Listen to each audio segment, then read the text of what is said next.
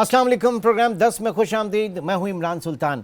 नाज़रीन, निगरां हुकूमत का स्कोप, उसकी मुद्दत और उसके इख्तियारात बड़े महदूद अरसे के लिए होते हैं और बहुत महदूद होते हैं, लेकिन जो असल मकसद होता है केयर टेकर गवर्नमेंट का सेटअप का, वो बुनियादी तौर पर फ्री एंड फेयर इलेक्शन बर वक्त उनका इनेकाद होता है और यकीनी तौर से इलेक्शन कमीशन की जो गाइडेंस है, जो डायरेक्शंस हैं, उनके हिसाब से वो चलती है। और साथ ही साथ इस बीच में जो हुकूमती उमूर हैं वो भी जारी रहते हैं और ऐसे में जो अव्वलीन तरजीह होती है वो मुल्क में अमन व अमान का क़याम और साथ ही साथ मुआशी इस्तेहकाम को यकीनी बनाना होता है। बात सर ये कि जो निगरां हुकूमत होती है उसके अपने कोई सियासी अज़ाइम नहीं होते और यही उसका एक समझ लें कि एज होता है उसको, क्योंकि हम देखते हैं पाकिस्तान जैसे मुल्क में जो सियासी हुकूमतें हैं वो बहुत हद तक और बहुत दफ़ा हमने देखा कि वो पॉलिटिकली कॉम्प्रोमाइज़ करती हैं हमारे जो अहम मुआशी जो इन प्रिंसिपल हमें स्टैंड लेने चाहिए, लेकिन उसके ऊपर वो अपने वोट बैंक के चक्कर में बहुत हद तक कॉम्प्रोमाइज़ कर जाती हैं। या दिनों में अगर हम देखें कि पाकिस्तान में जिस तरीके से डॉलर माफिया के खिलाफ क्रैकडाउन हुआ, स्मगलर्स के खिलाफ हुआ, चीनी स्मगलिंग के खिलाफ, और जो एक मैसिव क्रैकडाउन, कहने को ये क्रैकडाउन था लेकिन दरअसल ये जो हमारे गवर्नेंस के मामलात हैं और ये कंप्लाइंस के इशू हैं जिसे वंस फॉर ऑल सेट होना चाहिए था लेकिन ना हो सका। अब इस केयर टेकर गवर्नमेंट के अंदर ये सारी चीज़ें जो हैं वो बहुत बेहतरी से आगे बढ़ी हैं। इसी चीज़ को मैं मज़ीद आगे बढ़ाता हूँ और अब हम बात करेंगे पाकिस्तान की मईशत के हवाले से, क्योंकि मुल्क की मईशत और फाइनेंशियल जो स्टेट है इसके ऊपर एक बड़ी गहरी निगाह जो है वो हमारे एक बहुत आला शोहरत याफ्ता पाकिस्तान के मारूफ ब्यूरोक्रेट जनाब मोहम्मद यूनुस ढागा साहब इस वक्त हमारे साथ मौजूद हैं। सर, बहुत शुक्रिया आपके वक्त का। आपकी प्रेजेंस से बहुत फ़ायदा उठाना है, बहुत सारी चीज़ें आपसे पूछनी है और आपकी जो खिदमात हैं उसमें इस वक्त सिंध गवर्नमेंट के अंदर आप care taker minister for industry, for revenue and for commerce, ठीक? तो ये बहुत सारी चीज़ें मुझे आपसे डिस्कस करनी है, लेकिन सबसे पहले तो मैं अपनी इसी चीज़ को कंटिन्यू करना चाहूँगा कि जो भी इस वक्त पाकिस्तान में क्रैकडाउन्स हुए वो सारे हमारे कह लें कि पॉलिसी मैटर्स के हवाले से उनको बड़ी अहमियत हासिल है। वो होना तो ये चाहिए था कि हमारे सर्वेलेंस के अंदर और हमारे कंप्लायंस के अंदर थे, लेकिन सियासी हुकूमतें नहीं कर पाती थीं। तो इस ड्राइव को आप किस तरह से देख रहे हैं? और दूसरा ये कि ये कितने, इसको कहा जा सकता है कि ये फॉर एवर है ये ड्राइव्स जो हैं? शुक्रिया इमरान। जैसे आपने कहा कि केयर टेकर गवर्नमेंट से जो एक्सपेक्टेशंस को एक तरीके से मैनेज करना बहुत ज़रूरी होता है कि उनके पास एक लिमिटेड टाइम और लिमिटेड मैंडेट के साथ उन्होंने काम करना होता है, लेकिन एक बड़ी ज़िम्मेदारी इलेक्शंस के अलावा और उसकी न्यूट्रलिटी के अलावा ये भी होती है कि आपको जिस सूरत हाल में या जिन कंडीशंस में एक आपको मिले, जिसको गवर्नेंस को आप कह लें या रेगुलेशन को कह लें या गवर्नमेंट के दूसरे जो एक्टिविटीज़ को कहें, तो उससे बेहतर कंडीशन में आप छोड़ के जाएं। ये ना हो कि ये एक जो पीरियड होता है 90 दिन का या इससे थोड़ा ज़्यादा, वो एक लल पीरियड हो जिससे फिर इकॉनमी डीरेल भी हो जाए, आपके रेगुलेटरी फ्रेमवर्क भी ख़राब हो जाए और आने वाली जो इलेक्टेड गवर्नमेंट है उसको आप एक बुरी सूरत हाल पेश करके जाएं। तो हमारी सबकी यही ख्वाहिश है और कोशिश है कि मुख्तसर अरसे में भी जितनी बेहतरी हम ला सकते हैं सिस्टम में, गवर्नेंस में, रेगुलेटरी फ्रेमवर्क में और उसकी इम्प्लीमेंटेशन में, ताकि एक गवर्नेंस एक अच्छी सूरत हाल से मिले नई गवर्नमेंट को, जो इलेक्टेड गवर्नमेंट है वो उसके ऊपर बिल्ड अप कर सके। तो जैसे आपने कहा कि इस वक्त हम काफ़ी जो फेडरल गवर्नमेंट है वो अपने तौर पर रोल प्ले कर रही है कि इकॉनमी को सही ट्रैक पे लाया जाए, इसी तरह हम प्रोविंशियल गवर्नमेंट में ये कोशिश कर रहे हैं कि जो उसका जो हमारे यहाँ जो उसके जिसको कहते हैं कि जैसे अगर आप इंडस्ट्रियलाइजेशन की बात करते हैं तो इंडस्ट्रियलाइजेशन में फेडरल गवर्नमेंट की पॉलिसीज़ के साथ साथ हमें चलना है प्रोविंशियल गवर्नमेंट्स को, ताकि उन पॉलिसियों को सपोर्ट किया जाए। या अगर SIFC की अगर आप बात करेंगे तो उसमें बहुत बड़ा एक सपोर्ट का रोल होता है हमारे प्रोविंशियल गवर्नमेंट्स का, तो वो हम करने की कोशिश कर रहे हैं ताकि आने वाले दिनों में, आने वाले महीनों में और नई जो इलेक्टेड गवर्नमेंट इंशाल्लाह जब आएगी اس کو ایک بہتر صورتحال ملے اکانومی کی بھی, انویسٹمنٹ کی بھی اور فائنینشیل فلوز کی بھی. اچھا, اب اس میں یہ بڑا کہا جا رہا ہے کہ سر 18th امینڈمنٹ جو ہوئی اور 18th امینڈمنٹ کے بعد جو ڈیولیوشن آف پاورس اور بہت سے سبجیکٹس جو ہیں وہ فیڈرل سے نکل کر پروونشل اس میں آئے, یہ یا تو ٹرو لیٹر اینڈ اسپرٹس کے اندر نہیں ہوا یا پھر اس کو, کیونکہ بہت بار بار یہ تقاضا کیا جا رہا ہے اس کو رول بیک کرنے کا, تو آپ سمجھتے ہیں کہ 18th امینڈمنٹ سے فرق پڑا, صورتحال بہتر ہوئی یا بہتر ہونا چاہیے تھی نہ ہو سکی؟ میرا اپنے خیال ہے کہ دیکھیں اس کی امپلیمنٹیشن کو یا اس سے جو توقعات وابستہ تھی بہتری کی, اس کو تو ڈیبیٹ کیا جا سکتا ہے, لیکن اس بات کو بالکل بھی ہمیں نہیں کہنا کہ ڈیولیوشن اگر ٹھیک طریقے سے نہیں چل رہی فرام فیڈرل ٹو پروونشل تو اس کا مزید ڈیولیوشن ہونا چاہیے. میں تو اس فیور میں ہوں کہ تھرڈ ٹیئر کی طرف جانا چاہیے, لوکل گورنمنٹس کی طرف جانا چاہیے, اور فیڈرل گورنمنٹ اپنے سبجیکٹس کے اوپر فوکس کرے, اور اس کو جو کافی سبجیکٹس انہوں نے اب تک اپنے پاس رکھے ہوئے ہیں, جو اس کو جیسے ابھی بات کر رہے تھے وہ ڈیولپمنٹ پلانس کی, کہ بہت ساری ڈیولپمنٹ کا کام جو پروونسز کا ہے, جو لوکل گورنمنٹس کا ہے, وہ بھی ریفلیکٹ ہوتا ہے پی ایس ڈی پی میں. تو اس طرح ہم یہ سمجھتے ہیں کہ ایٹ لیسٹ میرے یہ رائے ضرور ہے کہ ڈیولیوشن کو مزید اسٹرینگتھن کرنے کی ضرورت ہے, رول بیک کرنا ایک کوئی اچھی تجویز نہیں ہے. لیکن یہاں پہ یہ کہا جا رہا ہے کہ فیڈرل کے پاس پھر کچھ بچتا ہی نہیں ہے, آپ کے ظاہر ہے کہ وہ پول سے جب آپ کے پروونسز کے پاس چلے جاتے ہیں فنڈز, تو فیڈرل کے پاس کچھ نہیں رہتا. پھر funding is a separate subject.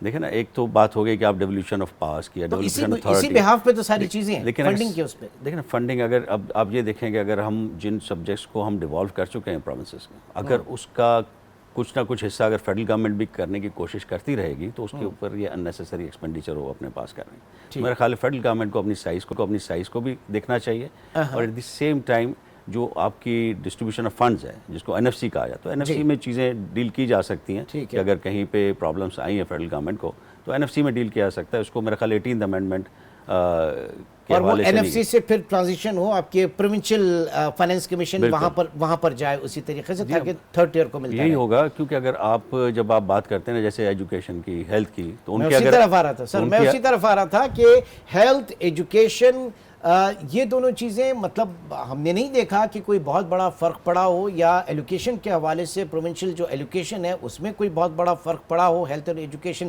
ان کو ہم نے اگر پروونس کو دیا ہے. دیکھیں, میں یہ سمجھتا ہوں کہ ایلوکیشنز پھر بھی بری نہیں ہے. اگر آپ پر اسٹوڈنٹ خرچہ دیکھیں تو پروونشل گورنمنٹس کا ان سے کئی زیادہ ہے جو کہ پرائیویٹ اسکولز کرتے ہیں. لیکن بات یہ ہے کہ اس سارے ایکسپینڈیچر کو, اس ساری ایلوکیشن کو صحیح طریقے سے استعمال کرنا, کوالٹی ایجوکیشن ملنی.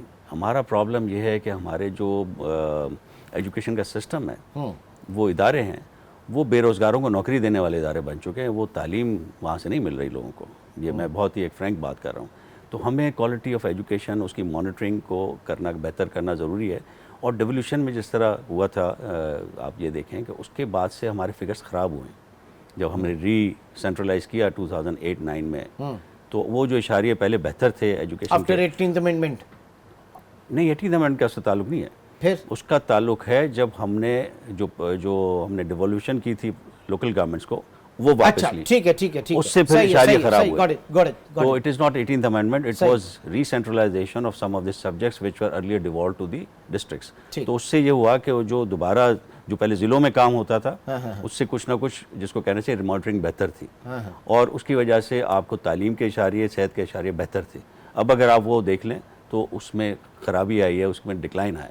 تو ہمیں زیادہ ڈیولیوشن کی ضرورت ہے, رول بیک کرنا. میں اسی لیے مثال کے طور پہ اگر سندھ میں بات کی جاتی ہے, اس کی وجہ سے جو مانیٹرنگ بہتر ہونی چاہیے, سروس کی کوالٹی بہتر ہونی چاہیے. آپ کی الوکیشن بھی میں سمجھتا ہوں مناسب ہے اگر اس کی صحیح طریقے سے. اگر سندھ میں اگر بات کی جائے کہ ہیلتھ کیئر سیکٹر کے اندر بہت اچھا پرفارم کیا, S I U T, N I C V D, اور جسٹ بہت, لیکن وہ سارے موسٹ آف دیم وہ پبلک پرائیویٹ پارٹنرشپ کے تحت ہیں. تو یہ رول ماڈل جو ہے وہ پاکستان کی دیگر صوبوں میں کیوں نہیں اپنایا جاتا؟ پھر اگر سندھ کی بات کریں, جو سندھ کی اپنی ڈسپینسریز ہیں اور گورنمنٹ ہاسپٹلز ہیں, ان کی حالات, کیونکہ شوکیس کے لیے تو پیپلز پارٹی کے پاس چیزیں ہیں ہیلتھ کیئر سیکٹر میں, لیکن جو ہارڈ کور گورنمنٹ کی چیزیں وہاں پر ہم نہیں دیکھ رہے اتنا زیادہ. ہیلتھ کے بارے میں جو میری اپنی رائے ہے, جو میرا سبجیکٹ تو نہیں ہے, لیکن ہیلتھ کے بارے میں میری اپنی رائے ہے کہ کافی بہتر کام ہوا ہے ٹرشری لیول پہ, جہاں ہم نے S I U T, Indus hospital اور دوسروں کو بڑی اچھی فنڈنگ پروونشل گورنمنٹس نے بہت اچھی ان کو دی ہے, سپورٹ دی ہے, اور وہ آگے بڑھے ہیں اور اچھا کام ہوا ہے. ہیونگ سیڈ دیٹ, दूसरा हमारा अच्छा काम होता रहा है काफ़ी अरसे से, वो काफ़ी 10-12-15 साल से हो रहा है, वो है PPHI। PPHI ने BHUs जो हैं, बेसिक जो प्राइमरी हेल्थ है, वो काफ़ी सूबे में बेहतर करके रखी हुई थी। जो हमारा असल इशू है वो मिडिल टेयर है, कि जिसको हम कहते हैं तालुका हॉस्पिटल्स, डिस्ट्रिक्ट हॉस्पिटल्स, वहाँ पे प्रॉब्लम्स है कि वहाँ पे उसको जो मॉडल PPHI का है या जो हम टर्शरी लेवल पे इंडस का दूसरों का मॉडल है, उसको प्रॉपर्ली हम अडॉप्ट नहीं कर पा रहे सूबों में। अब उसके अंदर 2-3 चीज़ें जो की जाती हैं सूबों इसके हेल्थ के बारे में, कि जी या तो हेल्थ कार्ड क्या बेहतर ऑप्शन है या हमारे अपनी इदारों को बेहतर बनाना अलग ऑप्शन। तो इसके ऊपर एक बहस काफ़ी हेल्दी चल रही है। मेरा ख्याल है कि उसमें हमें ये देखना होगा कि कौन सा बेहतर तरीका है। ठीक, अच्छा सर, जो सबसे बड़ा इस वक्त पाकिस्तान में लोगों का वो महंगाई है, बेरोज़गारी है। महंगाई के हवाले से अगर बात करें तो जो हर चीज़ पाकिस्तान में पेट्रोल प्राइसेस के ऊपर होती है, और अगर बढ़ गई तो फिर वो बढ़ गई, उसके बाद जो है वो कभी कम नहीं होती। ये जो बीच में बात की जाती है कमिश्नर प्राइस लिस्ट आती है और फिर उसके बाद जो है उसकी कोई मॉनिटरिंग नहीं होती, तो ये प्रोविंशियल सब्जेक्ट में इसे हम देखें महंगाई को, इस चीज़ को मॉनिटरिंग के ज़रिए, और अगर है तो फिर उसके ऊपर अमल दरामद क्यों नहीं कराया जा सकता? महंगाई के आप बहुत बेहतर समझते हैं कि महंगाई के 2-3 ज़राए हैं जिसकी वजह से महंगाई बढ़ती है। एक तो जो ग्लोबल इस वक्त महंगाई, आपको पता है, इन्फ्लेशन सारी दुनिया में, सारी इम्पोर्टेंट इन्फ्लेशन है हमारे तो जो हमारे पास जो बाहर से चीज़ें आती हैं वो सारी चीज़ें अब महंगी आ रही हैं। सारी दुनिया का जो इन्फ्लेशन है उसका असर आ रहा है हम पर।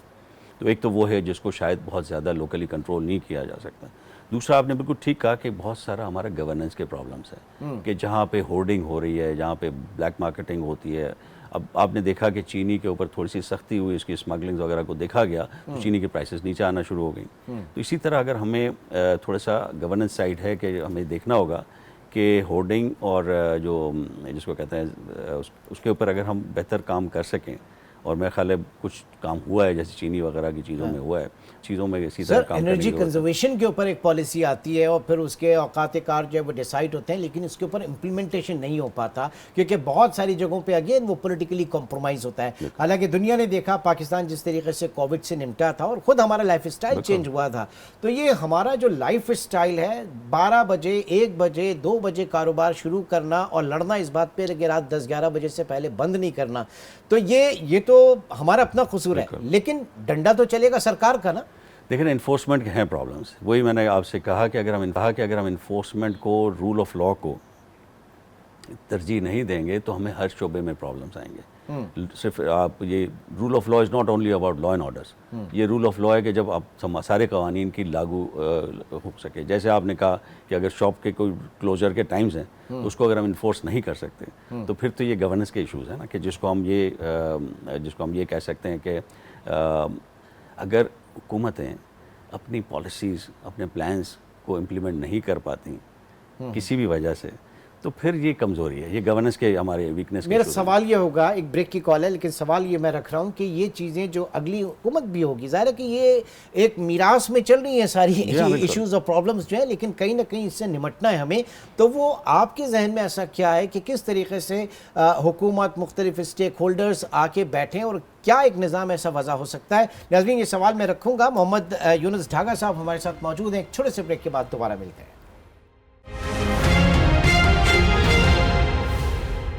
Welcome back.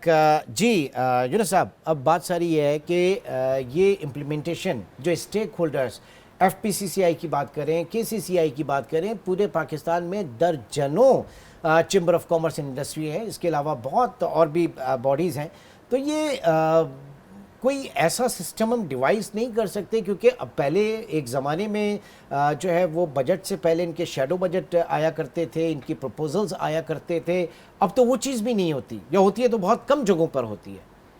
नहीं, मेरा ख्याल है कि हो रही है। अगर हम FPCCI की बात करें तो हमने बजट से बहुत दिनों पहले वज़ीर ख़जाना के साथ जाके हमने मीटिंग की। वो तो बहुत वर्स्ट केस सिनेरियो होगा कि अगर FPCCI भी नहीं करेगा, वो तो आप समझ लें कि आखिरी होप है। FPCCI से हम जब करते हैं ना, तो हम उससे पहले तकरीबन हम शुरू कर देते हैं सिलसिला मार्च के करीब, और हम प्रपोजल लेना शुरू कर देते हैं अपनी तमाम स्टेक होल्डर, जितनी भी चैम्बर्स हैं, एसोसिएशंस हैं, और उसके मुताबिक फिर हम बनाते हैं। हम ये कोई आइसोलेशन में FPCCI नहीं बनाती। FPCCI अपने जितने भी स्टेक होल्डर्स हैं, चैम्बर्स और important overseas investor chamber of commerce उसमें शामिल है, फिर उसके बाद पाकिस्तान बैंक्स एसोसिएशन, और ये जितने भी हमारी बॉडीज़ हैं, جو اسٹیک ہولڈر ہمارے ساتھ جو ہے ہمارے ساتھ زیادہ تر ہوتے ہیں چیمبرس ہوتے ہیں یا ایسوسیشنز، فار ایگزامپل کہ آپ کی ایکسپورٹس کی ایسوسیشنز ہوتی ہیں مختلف، آپ کی جو انڈسٹریل ایسوسیشنز ہوتی ہیں، ان سب کے ساتھ ہمارا رابطہ ہوتا ہے مختلف سیکٹرز کے ساتھ. ٹھیک ہے. تو اس کے بعد یہ بنتے ہیں سر اب آپ وزیر صنعت بھی ہیں، وزیر تجارت بھی ہیں اور وزیر ریونیو بھی ہیں. یہ ذرا مجھے بتائیے کہ آنے کے بعد جب یہ انتہائی اہم قلمدان آپ نے دیکھے اور اس کے بعد مطلب ایک ایسی گتھی ہے جس کا کوئی سرا کہیں سے ہاتھ میں نہیں آ رہا ہوگا، واٹ آئی بلیو، ایسے ہی لگا؟ دیکھیں بہت زیادہ ایک تو ایکسپیکٹیشنز بھی نہیں ہونی چاہیے ہم سے، اور دوسرا یہ کہ ہمیں بھی بہت زیادہ ایمبیشیس نہیں ہونا چاہیے کہ ہم کیا کر سکتے ہیں. ہم نے کیا کہ ہم نے کم از کم آپ آئیڈینٹیفائی تو کر سکتے ہیں. ہم نے فوکس کیا کہ ہم کس طرح فیسیلیٹیٹ کر سکتے ہیں. اب جیسے انڈسٹریز کی میں بات کروں، انڈسٹریل ایریاز کے اندر بڑے پرابلمس ہمیں نظر آئے، جو 2-3 بڑے تھے. ایک تو یہ تھا کہ جی پلاٹس کی جو ریکارڈز ہیں وہ گڑبڑ ہو جاتے ہیں، کسی کا ریکارڈ کسی کے نام پہ ہو جاتا ہے، ڈپلیکیٹ الاٹمنٹس ہو جاتی ہیں. تو اس کے لیے ہم نے پھر اب ڈیجیٹائزیشن کا ہم نے کام شروع کر رکھا ہے، اور امید ہے کہ ہم جانے سے پہلے کمپلیٹلی ڈیجیٹائز کر دیں گے سارے انڈسٹریل ایریا کے لینڈ ریکارڈز کو، ان کے نقشوں کو، تاکہ مزید اس میں گڑبڑ نہ ہو سکے. دوسرا ہم ان کے لیے فیسیلیٹیشن ایپس بنا رہے ہیں کہ دفتروں میں آ کے ان کو این او سیز وغیرہ کے پیچھے چکر لگائیں. دفتروں میں رش بھی ہوتا ہے، تو وہ سارا ہم اب یہ جتنی بھی درجن بھر جو سیوک ایجنسیز ہیں جن کے اندر جا کے وہ پھنس جاتے ہیں لائسنسنگ سے لے کر اور لاسٹ اسٹیج تک، ہم فی الحال تو یہ کر رہے ہیں کہ جو سائٹ ایریاز جو ہیں، سائٹ ایسوسیشن کے جو ایریا، سائٹ لمیٹڈ کے جو ایریاز ہیں، اس کے اندر جیسے ہوتا ہے کہ جی ہاں جی یہ نقشہ پاس کرانا ہے، کوئی روڈ کٹنگ کے لیے این او سیز لینی ہے، بجلی کے لیے این او سی لینی، تو یہ ساری این او سیز اور ان کی ساری چیزیں یہ ساری آن لائن ہو جائیں، لوگ آن لائن پیمنٹ کر دیں، ان کو گھر پہ بیٹھے یا دفتر میں بیٹھے وہ پیپر آ جائے، تاکہ دفتروں میں کسی کا انٹریکشن نہ ہو، آنا جانا نہ ہو، جس سے ہمارے دفتروں آٹومیشن کی طرف جائے. آٹومیشن کی طرف ساری دنیا اس طرف جا رہی ہے. ہم ابھی تک ان فائلوں کو لے کے بیٹھے ہوئے ہیں، اور تو ہم اس کو سارے کو ڈیجیٹائز کر رہے ہیں.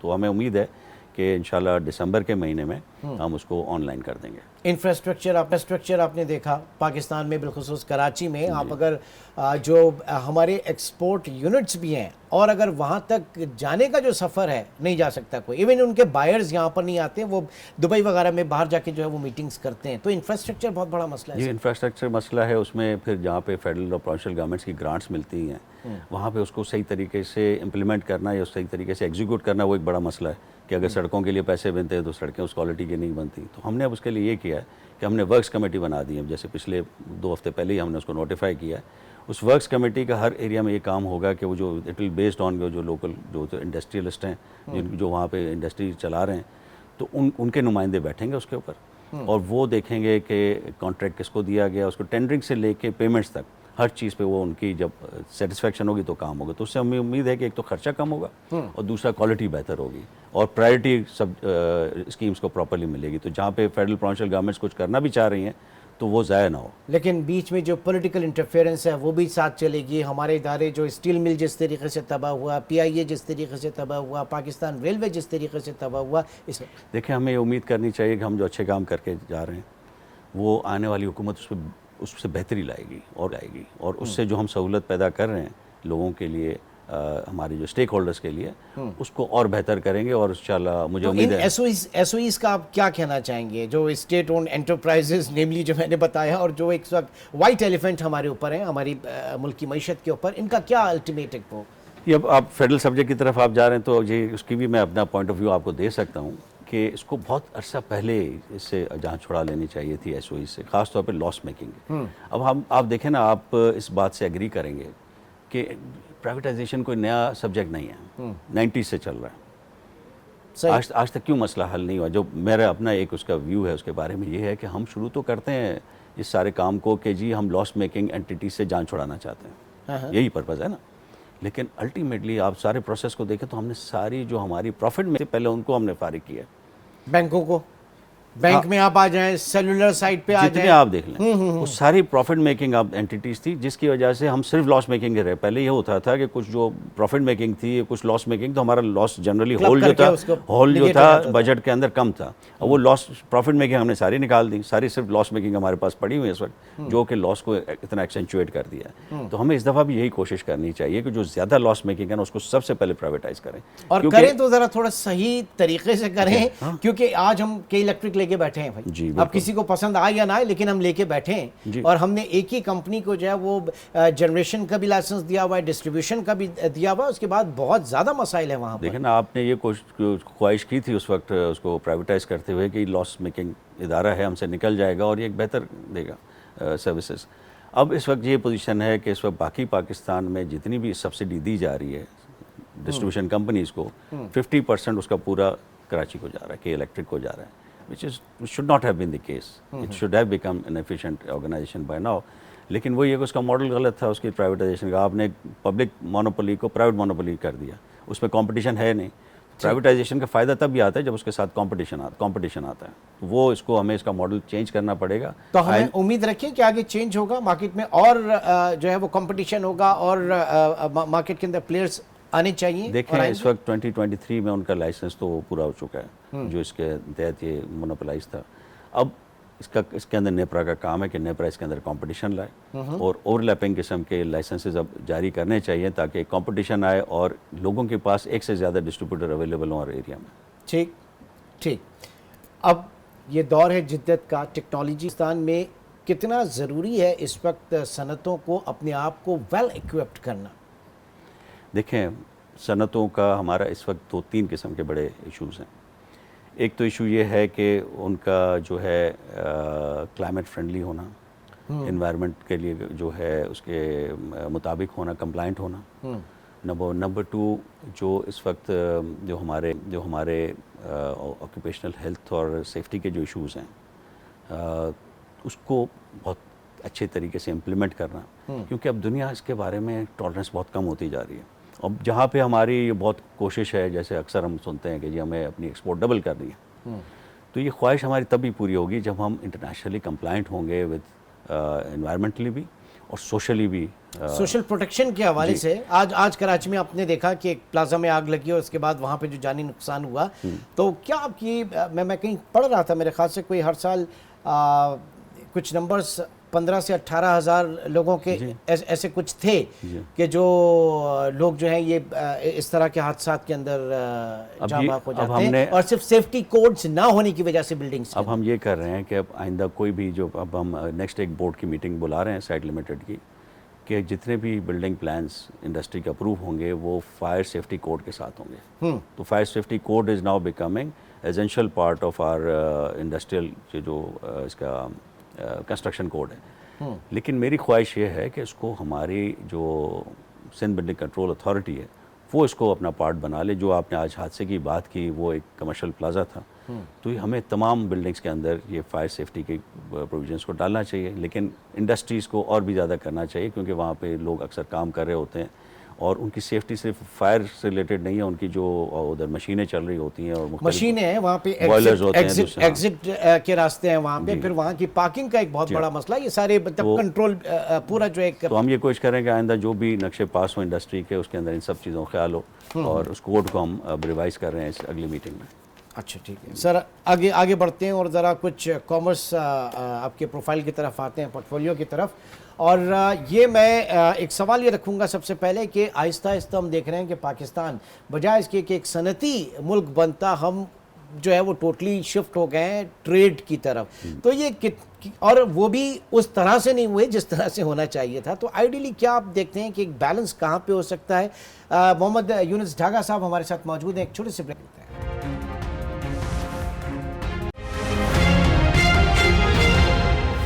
Welcome back. جی ڈھاگا صاحب,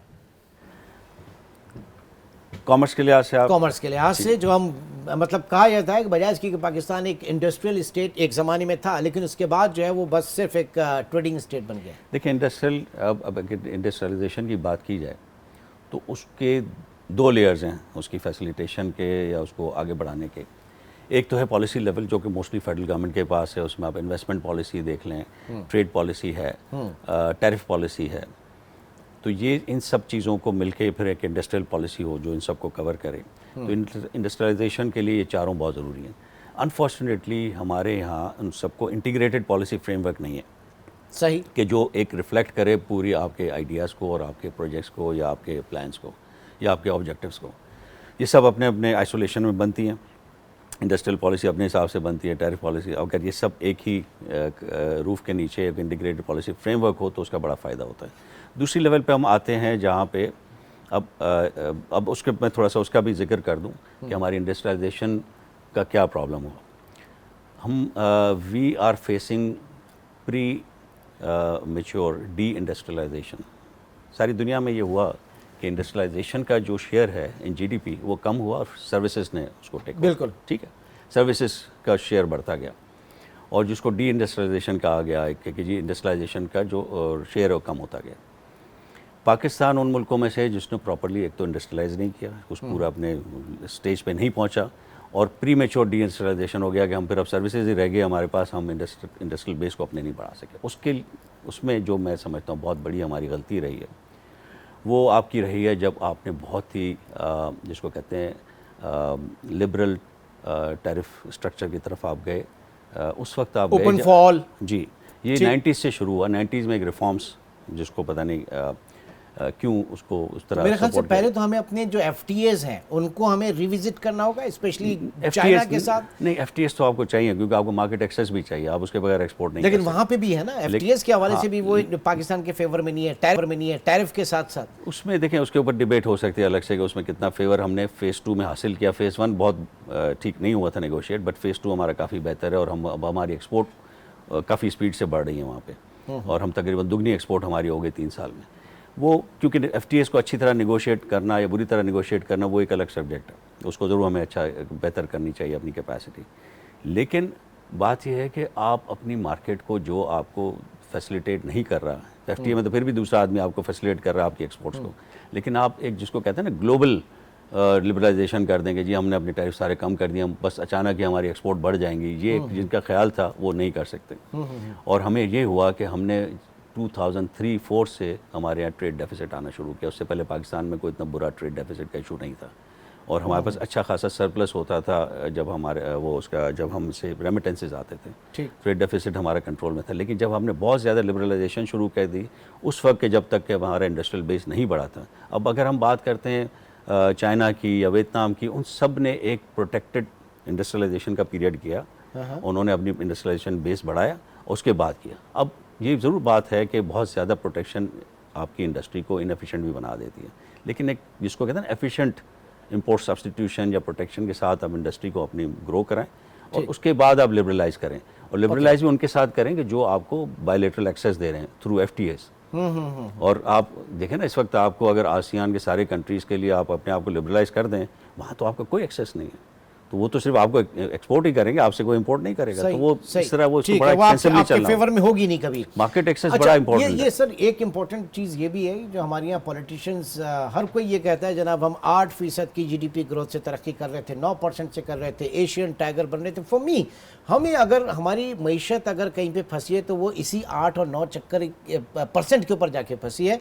बेसिकली पाकिस्तान जो है हम अपना रॉ मटेरियल इंपोर्ट करते हैं फिर हम जाके एक्सपोर्ट करते हैं। तो जब कभी हम जाते हैं 3-4% से ऊपर ग्रोथ में तो हम अपनी इंपोर्ट्स को खोल देते हैं और फिर हम बैलेंस ऑफ पेमेंट का क्राइसिस होता है। तो ऐसा क्यों है? क्यों ऐसा नहीं होता कि जनाब हम 2.5-3% की एक मॉडरेट ग्रोथ को अगले 5-6 साल 8-10 साल के लिए अपने जहन में रखें, उसी हिसाब से काम करें और फिर यहाँ पे इंपोर्ट सब्स्टिट्यूशन के ऊपर काम हो ताकि जो हमारी ग्रोथ हो वो एक्सपोर्ट लेड ग्रोथ हमारी हो। बिल्कुल आपने सही कहा कि हमारे लिए जो जिसको कहते हैं ना लो हैंगिंग फ्रूट है वो इंपोर्ट सब्स्टिट्यूशन है। बहुत सारे एरियाज़ ऐसे हैं कि जहाँ पे आप बहुत इजीली वो अचीव कर सकते हैं, but definitely it will require some investment. उसके लिए फॉरेन इन्वेस्टमेंट की एक अच्छी पॉलिसी आपकी होनी चाहिए। बहुत ज़्यादा जिसको कहते हैं कि जब हम एक्सपेंडिचर की तरफ चले जाते हैं, स्पेशली जब हम पब्लिक सेक्टर की एक्सपेंडिचर को बहुत ग्रो करते हैं तो उस पर दोनों तरफ प्रॉब्लम्स आते हैं। एक आपके फिस्कल डेफिसिट की तरफ भी प्रॉब्लम आता है और आपकी जो इंपोर्ट लेड जो ग्रोथ आती है वो फिर आपके जिसको कहते हैं एक्सटर्नल सेक्टर को बुरी तरह ख़राब कर देती है। तो अब हमें उम्मीद है कि अब जिस तरह के हमने एक्सपीरियंसेस बार बार किए हैं तो आगे जाके इस पॉलिसी को भी ज़रूर देखा जाएगा कि हम किस तरह अपनी एक्सटर्नल सेक्टर को बेहतर बना सकते हैं। जो हमने एक अभी तक तो तरीक़ाकार रखा हुआ है वो तो यही है कि हम अपने कुछ दोस्त ममालिक के पास चले जाते हैं, IMF के पास चले जाते हैं और वो कर्जों सर आप सेक्रेटरी फाइनेंस भी रहे तो मैं और चीज़ें भी ज़रा डिस्कस करना चाहूँ। ऑपरेशंस फिर मॉनेटरी साइड पे اس وقت پاکستان جو ہے وہ 22% ہمارا پالیسی ریٹ ہے اور ظاہر ہے کہ ڈومیسٹک اکانومی اس پہ پل ہی نہیں سکتی, اس پہ پنپ ہی نہیں سکتی. تو یہ جو ہماری اپروچ ہے کہ ہم اچھا ہوتا یہ ہے کہ ہم شرح سود بڑھاتے ہی اسی لیے کہ انفلیشن کو کنٹرول کیا جائے, جبکہ میں جو سمجھتا ہوں کہ پاکستان میں انفلیشن جو ہے ہمارا سارا کا سارا ڈیمانڈ پل نہیں ہے, سپلائی کنسٹرین ہے.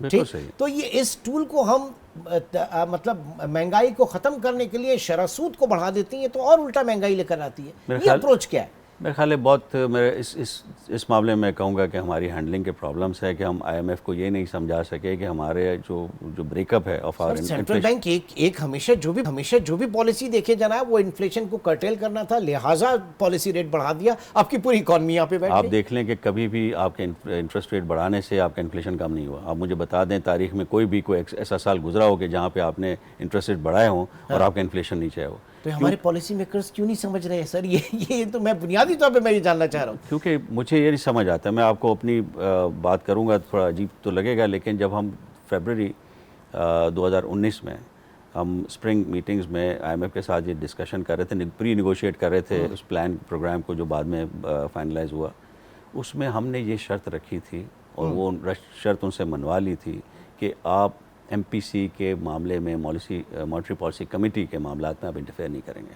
ہم بھی نہیں کریں گے. تو وہ شروع وہیں سے کرتے ہیں. ہم بھی نہیں کریں گے. ہم نے کہا تھا آپ کو ہم سے شکایت ہوتی ہے کہ آپ انٹرسٹ ریٹ کم رکھ کے اپنا, یعنی اسٹیٹ بینک جو ہے وہ آٹونومس باڈی, آٹونومس اگر تو آٹونومس آپ نے کرنا ہے تو پھر آپ اس کو نہیں بتائیں گے کہ انٹرسٹ ریٹ بڑھانا ہے کم کرنا ہے. They agree to it, but somehow جب پھر ہم ایگزٹ کر گئے وہاں سے تو بعد والے فائنانس والوں نے یا جو بھی تھا انہوں نے پھر یہ سمجھا کہ بنیادی سرا تو پھر پورا اکانومی کا آپ نے وہیں سے پکڑ لیا نا, آپ نے وہیں سے پکڑ لیا. اگر آپ یہ کہتے ہیں کہ آپ مہنگائی کو کم کرنے کے لیے شرح سود بڑھا رہے ہیں اور اس سے الٹی اور مہنگائی ہو رہی ہے, تو یہ تو ہم پھر اس کا مطلب ہے کہ صحیح یا تو ان کو سمجھا نہیں پا رہے یا پھر ہم صحیح نیگوشیٹ نہیں کر رہے ان کے ساتھ. ایگزیکٹلی, کیونکہ آپ دیکھیں نا آپ کی فسکل سائڈ اس وقت ساری برباد ہوئی ہے اسی انٹرسٹ ریٹ کی وجہ سے, کیونکہ 70% آف جو loans are being taken federal government لیتی ہے, تو جو 70% لون لے رہا ہے جو ادارہ وہ اپنے پھر ٹیکسز کو بڑھائے گا. اب اس وقت یہ ہو گیا کہ ہماری ڈیٹ سروسنگ پورا آپ کا بجٹ کھا جاتی ہے, صرف ڈیٹ سروسنگ, باقی سارا ہمارا جتنے اخراجات ہیں وہ ہم لون کے اوپر پورا کر رہے ہیں. اب یہ سسٹینیبل نہیں.